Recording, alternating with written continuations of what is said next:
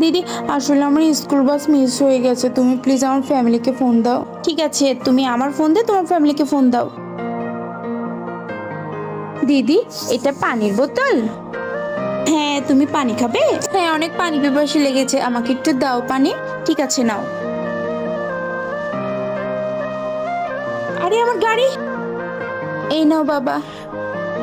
সাব্বাস বেটি, তুই আমার স্বপ্ন পূরণ করবি।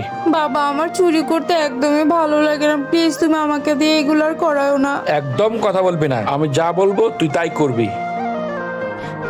মা, বাবা শুধু আমাকে দিয়ে খারাপ কাজ করে, আমার এই কাজগুলো করতে একদমই ভালো লাগে না। মা, তুমি একটা কিছু করো প্লিজ। মা, আমি তোর জীবন আর নষ্ট করতে দিব না মা, আমি তোর পাশে আছি। বাবা বাবা, চলো ঘরে, তোমার জন্য একটা দামি জিনিস নিয়ে এসেছি আমি। কি যে দিবি তুই আমাকে মা, আমার তো বিশ্বাসই হচ্ছে না। দে, তাড়াতাড়ি দে।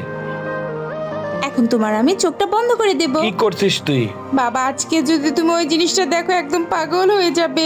তুমি তো শুধু চুপ করে বসে থাকো। মনে হয় আমার মেয়েটা আজকে বড় দান মেরেছে। একদম চুপ, কোনো কথা বলবি না। আমার জীবনটা তো তুই নষ্ট করেছিস, এখন আমার মেয়ের জীবনটা নষ্ট করবি? আমি আর হতে দিব না। আমি পুলিশকে ফোন দিয়েছি, পুলিশ এসে এখন তোকে ধরে নিয়ে চলে যাবে। এত ভালো মায়ের জন্য লাইক এবং সাবস্ক্রাইব করে যাবেন।